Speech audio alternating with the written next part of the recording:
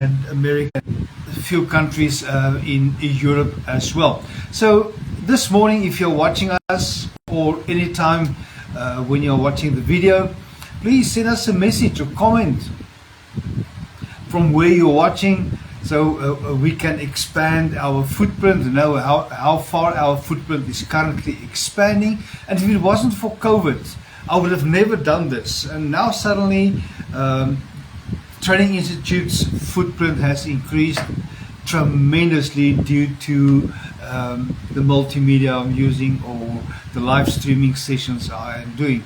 I'm also available for one-on-one training, or if you invite me to your company or church, I can do leadership training sessions there as well, and we can tailor-make your program for you based upon your needs. I've just published my 12th or 13th book on COVID-19, on derailment of leadership. So I've got numerous books available, teachings available that can address the need in your organization. So this morning I want to start on the law of connection. We understand for us to really train and equip people, we must understand the person, the people's identity. We need to meet them where they are. Then we must build connection with them. And this is thing you've heard me saying over and over and over. It's about relationship. It's about knowing the people. So you must meet them where they are, connect with them where they are, before they will follow us, before they will buy into the vision that we have placed before them. Because once we are connected, their heart will be joined with our hearts. Or in other words, their vision will join with our vision. It all boils down to we need to touch the heart first before we ask the head, before we ask the hand in the vision. Because once the heart is there, the hands are already there. If you ask the hand first, we must keep on motivating them to be part of the vision. But if their vision, their heart is with us, connected with us, they will follow automatically. But how do I connect with them? Connect with yourself first. Be confident in who you are and your message. Know that you have a vital, important message for people out there. That builds confidence in your life. For where I was prior ministry time, I was an introvert, scared of people, talking in front of people. I was intimidated easily. But after I found my niche, after I found my purpose, and I've empowered myself with information, so that knowledge can be birthed in my life, wisdom came, and that gave me confidence to talk and to share the vision that the Lord has placed upon myself. And that's just the second thing. How do I connect with Him? Communicate in openness, in honesty, and sincerity. In other words, be authentic. Don't try to be somebody else. Just be yourself. Because you are created, I am created with a unique purpose. And only me can fulfill my purpose. Nobody can fulfill my purpose. They're not called to fulfill that purpose. 1 Corinthians 9 says we must run our own race. Otherwise we shall be disqualified. Even if we are winning the race, we shall be disqualified, because this is not why I am why I was running that race.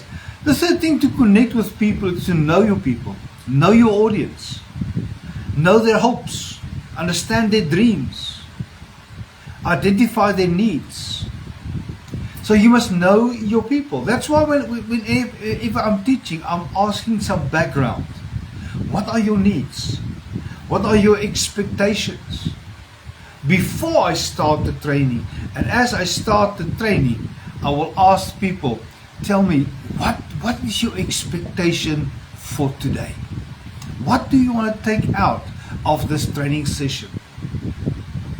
Then you know how to shape your training, how to redesign your training to deploy it in such a way that it's understood, that it is accepted, and it addresses a need. Otherwise, it's just there for a session, transferring information, no transformation. Right, and then live your message. Model what you teach. People will learn much easier from you if they can see the fruit in your life already manifesting. Then you don't have to convince them. They believe who you are. And I see us, we've got some people from Namibia as well, so welcome this morning from Namibia. And then focus on others, not on yourself. Leadership is not about yourself. Leadership is about other people. It's about them helping you achieving the message, achieving the vision, achieving the purpose. People are your most important commodity in your ministry and in your business. Without people, it's a one-man band, and a one-man band is limited to a one-man band. If you want to make an impact in your community, in your nation, globally, make sure you have a team. You cannot do it alone. One is too small a number for greatness. Don't try to be this superhero.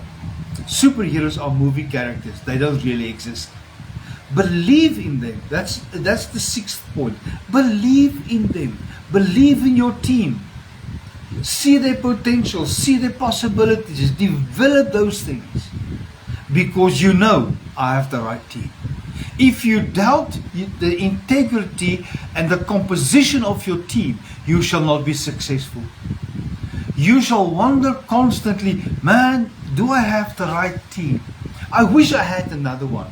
If you're not happy with the team, either check your heart, evaluate your criteria for the team, and if necessary, redeploy them very diplomatically and get the right people in. Offer them hope. Help them to climb and to achieve the next level. We are there to elevate people, not to push them down, not to use them or to manipulate them. We are there to elevate them. And if you elevate them, they shall appreciate you more. Just go watch last week's video where I touch on the different levels of leadership. It is what I can do for you. It sounds like a bank advertisement.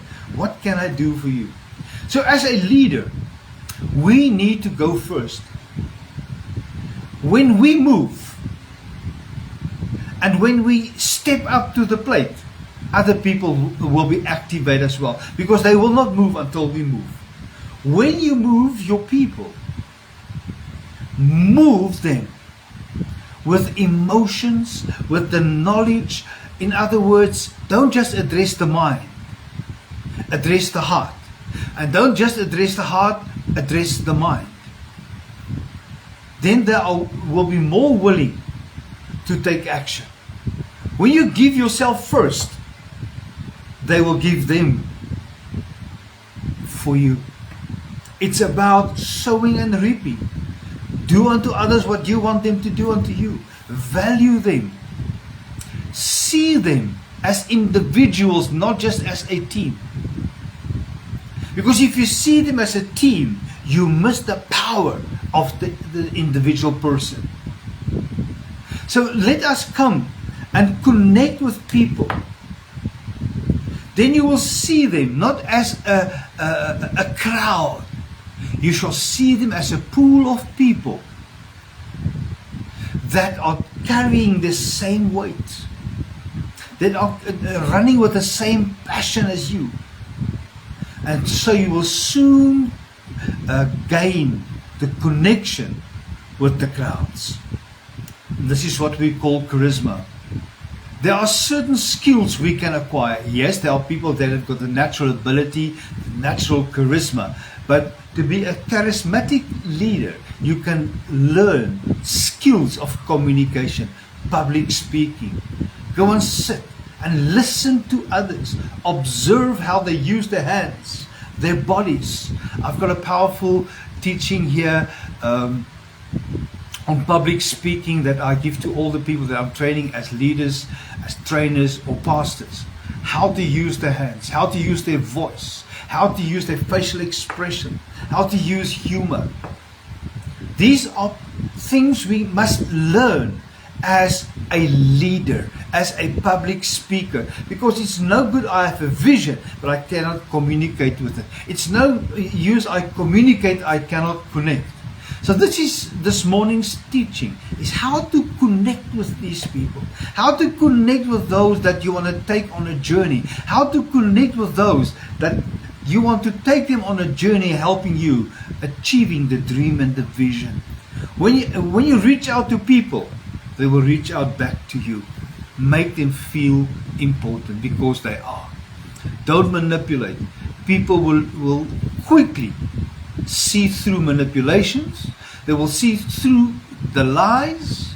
Walk with integrity, walk with honesty, and walk with the true meaning of, I nearly said Ubuntu, but Ubuntu might not be meaningful to many others. Ubuntu is that feeling of unity, of caring, of carrying. So as a leader, we should, instead of lecturing, we should have listened first. Because the teaching is based upon the need of the people, the need in the community, and then we bring the teaching. Instead of becoming greedy, walk with generosity. Again, I'm back to what I've just said a few minutes ago.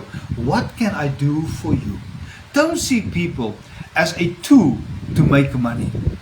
Don't see people as an object to line your pockets. It must never be about money. It must be about the people and the vision and the community. Instead of having this image that I must portray outside, be real, be authentic. We must walk in integrity and never control people. It doesn't work. Controlling is manipulation. It's abuse. People get hurt. You get hurt. You get disappointed. They get disappointed. Rather walk with compassion. If you walk with compassion in people and with people, you can never abuse them because you care for them. Instead of being served, rather serve.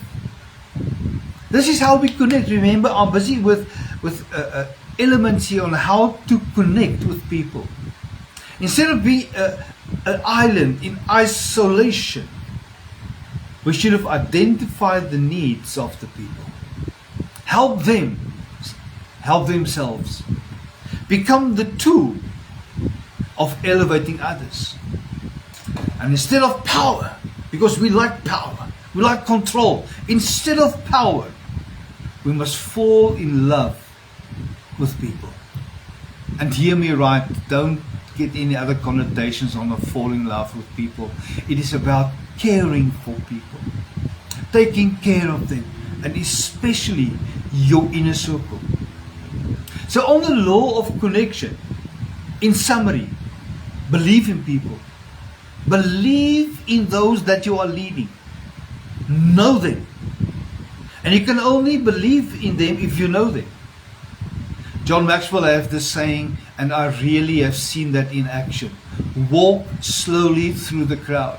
I was fortunate enough to be invited by the Maxwell Company to attend a leadership seminar in America, in Florida, and there I had the opportunity to have met Dr. John Maxwell. I've observed he's not one of those leaders and famous people that arrive there at the back door and walk from the back onto the stage. He arrived in the normal entrance door, walking through the foyer, greeting people, investing time. Listen to the word, not spending time, because spending is money given out without a return. Investing money is giving money expecting a return. So he invested his time with people walking slowly through the crowd. And when he connects with you, you are the most important person for that moment. And I spent about most probably 2 minutes in his presence. And he made eye contact. He made contact on my arm. In other words, I care for you. I'm listening to you. How many times are we as people, when we greet somebody, we look around to see who else can I greet? No. For that moment, you are connecting with other people. This is what it means to walk slowly through the crowd. You get to know people. You get to connect heart to heart. As I've said, he will definitely not remember my name. But he has made an impact upon me. And this is what a leader must do, so that you can make an impact in their lives. Speak to their hearts before you speak to their minds. Your mind shall follow your heart. Yes, our minds will try to overrule the heart, but the heart determines what the mind will hear. If you connect with my heart, suddenly I'm interested in what you are saying. So when we connect with people, connection is not a reaction, it's a choice. Choose to connect with people, because connection requires of us commitment. It's much easier, it would have been much easier for Dr. Maxwell to arrive at the back, walk from the backstage, sitting in the private lounge, unhindered, untouched. He can focus. But because he walked through the crowd, when he stepped onto the stage, he had the people's attention already. So he didn't have to waste time in your first few moments to connect with people, because you're already connected with them. People form an opinion about you in the first 10 to 20 seconds after you stood up to say something. They formed their opinion already. So now he's already winning, because he connected with people first. So connecting is our responsibility. Don't wait for others to connect with us. No, you connect, because they are there for you. Connect with them. I know in many traditions it says a follower must not speak first in the leader's presence. They understood something about authenticity. Whether it is based upon this, I don't know. But that's the right principle. When you walk into the place, don't wait to be greeted. Greet first. Be genuine. And don't ask somebody, how are you doing, if you don't want to hear. Rather just say hi, blessed to see you, and move on, than to ask and you're not interested to listen. All great leaders connect with people. And this is the law of connection. And again, if you have a comment, send it through to me. I will answer you, either direct message you or send you on the inbox. You are more than welcome to send me an email as well. I would love to hear from you. Now, lastly, this is the second session of this session, and that is the law of the chain. A team is only as strong as its weakest player. So make sure that you have the right team. Make sure that your team is not corrosive. Because if one team member has a corrosive personality, it will erode the other link and the chain will break. Work on your interpersonal relationships. Work on your team dynamics to make sure that your team is not corrosive. That you don't have a toxic team environment. They will break the chain. They will destroy the team. A player's weakest characteristics will be the one or in both of the following areas: in the character or the competency. It's no good you have a person with an awesome character, but they cannot contribute. Then they are a nice gesture on the team, but they cannot add value to the team. Or if they have the competence, but they don't have the skills to work with people. Rather sit with that person individually for competence, but don't bring him on your team. And this is where we most make a mistake. We are bringing people on the team because of the need we have. Rather utilize that person in another capacity than in a team format. Not everybody is called for teams. And pastors, what mistake do they normally make? They take the nice people and place them on their team. Because those people don't challenge you. They always say the right things. But we need to address both of these aspects, character and competency. It must both be present. So what lessons can we learn from weaknesses? A person that walks in weakness can be so deceptive because they will portray a certain image which they are not. We as leaders need to be very clued up, tuned in to this, into discernment. Do not appoint somebody on leadership too quickly. Let them rather walk the walk. And through a period of relationship, you will identify weaknesses, you will identify possible manipulations, and you will unmask character. That's why the Bible says, don't appoint somebody too quickly into leadership. When you are sitting with people, find out their agenda. Why are they here? You know that I'm a pastor, and when a person apply for membership in our household of faith, I will ask them, why do you want to be here? What have you seen that you like? Because something has triggered you. Something was a hook that hooked you. Find out what. Some people want to join especially successful ministries for a place to minister, for a place to teach, for a pulpit, for a stage, for a microphone. I've made that mistake in my life before. I will never ever do this again. Many pastors came and said, I want to join your ministry. But what they're actually saying, what I've learned later, I want to join the ministry so that I can use your pulpit. So when a pastor joins our ministry, I will never introduce him as a pastor so-and-so. I'll introduce him as a son in the house. And let the people make you. Let the people acknowledge your grace and help them to reveal your character. And through that, this is how you are overcoming certain weaknesses. If you want to challenge somebody,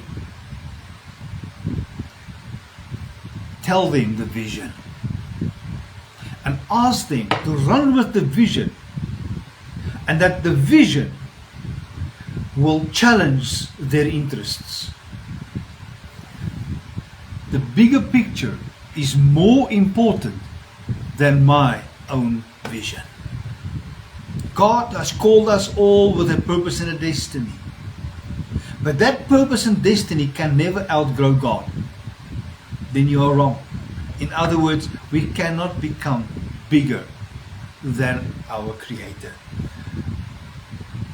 There's a term in rugby or in sport in general, never become bigger than the game.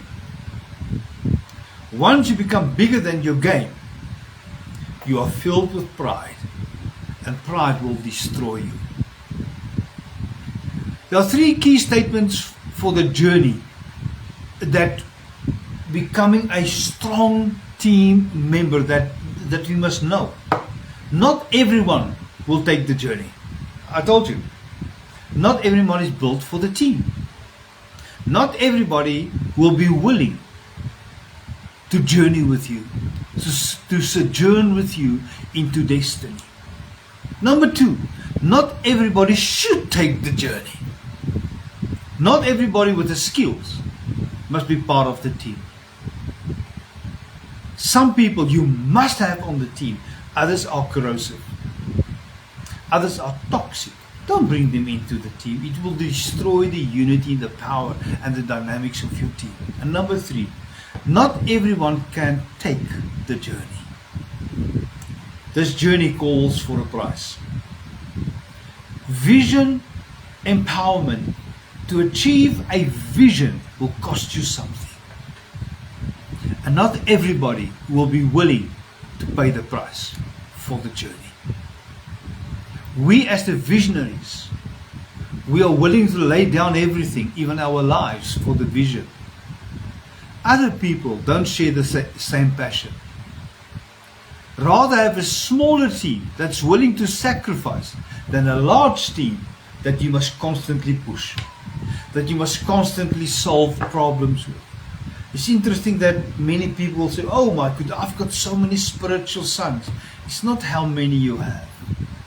It's what they do that's important. Don't just go and collect sons. Raise sons. And they shall follow you. Yes, there are people that you adopt into your fold. There are people that you bring from outside in the secular world. But the most effective people is somebody that came through the ranks, understands the product, understands the vision, share the vision, sharing the passion, understanding the culture of the organization, and they already have the following of people. It's so much easier. So, how identifying people we need? People identify who may need to leave the team. They can't keep peace. They are constantly in battle with somebody else, constantly negative. They don't grow in their area of responsibility. They're the same yesterday, today, and forever. They don't improve. They don't work at their weaknesses. They don't see the big picture. They only see the now. These type of people have a problem for every answer. They will see everything as an issue. They won't work on their personal weaknesses, even if you address it directly. If you've addressed it, help them, teach them, empower them, give the opportunity to grow, to reflect what has been imparted. If they don't, diplomatically redeploy them. And people who can't meet the expectations of the area, of their need, of their responsibility, redeploy them.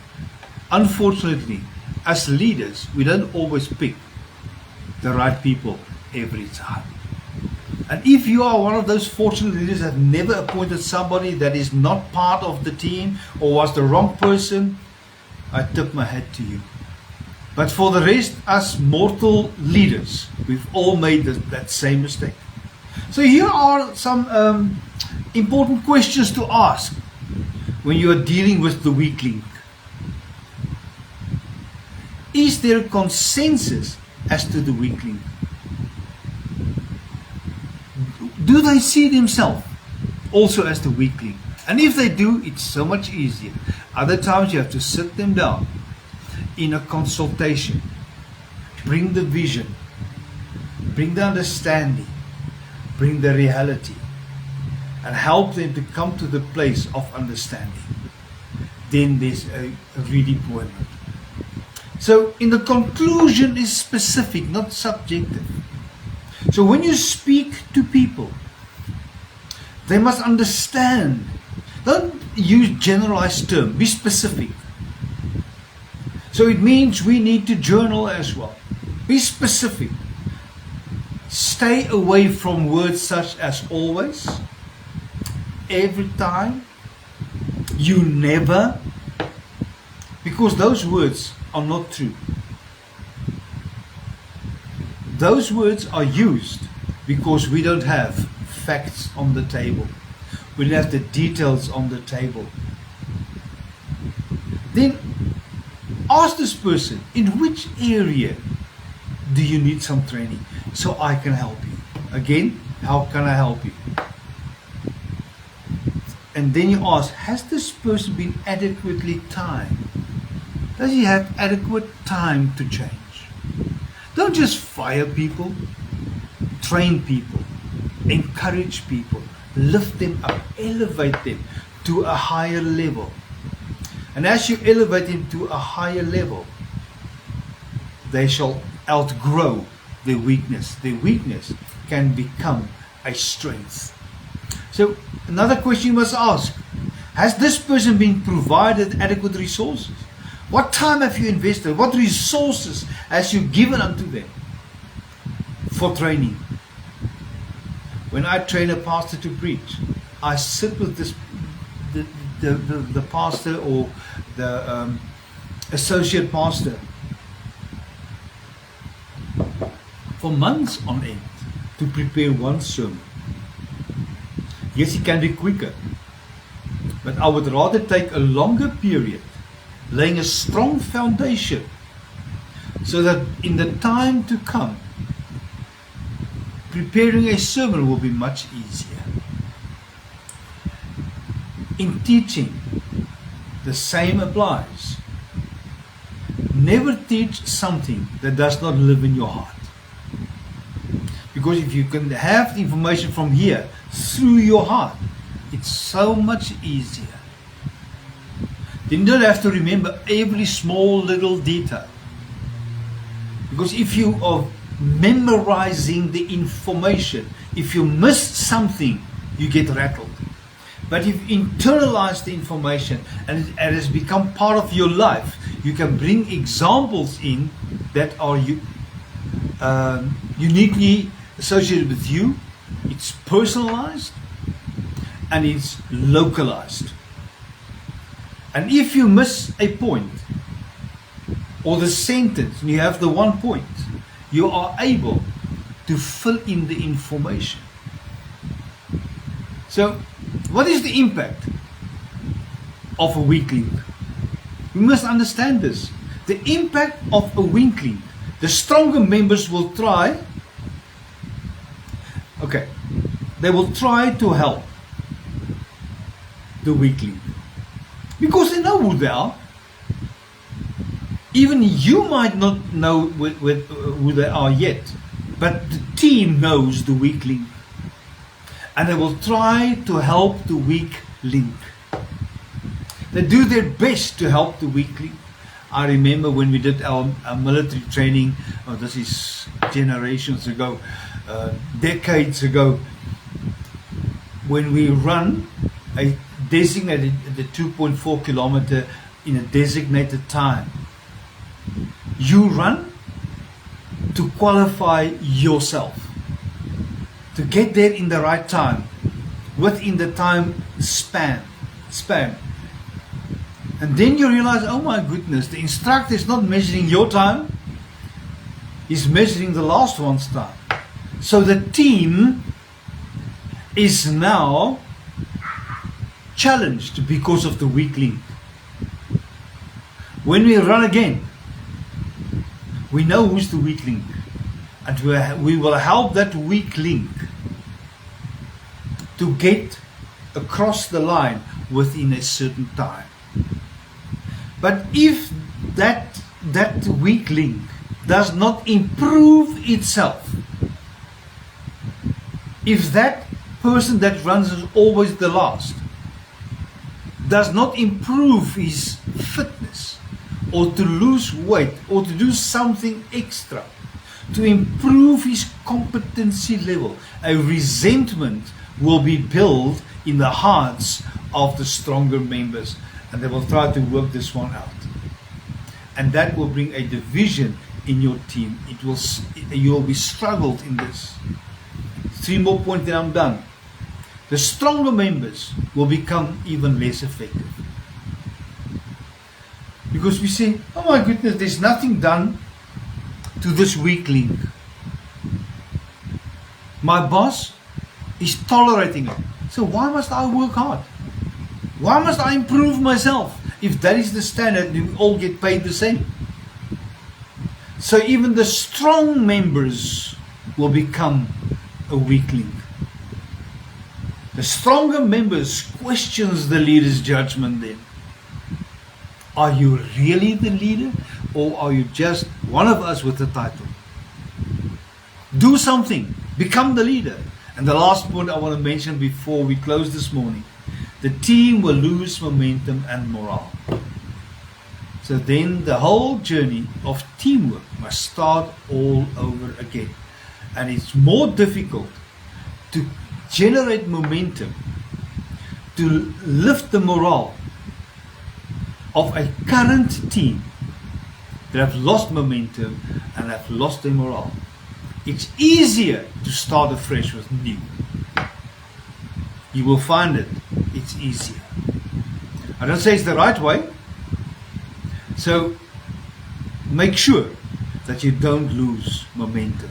Work on these things that I've shared this morning, and you will not lose momentum. I want to say to you, thank you for joining in this morning. Please subscribe to my YouTube channel. These videos will be on my Facebook page and will be also on my YouTube channel. Please share the link, share these videos, use it, make use of it. Thank you for tuning in this morning. God bless you.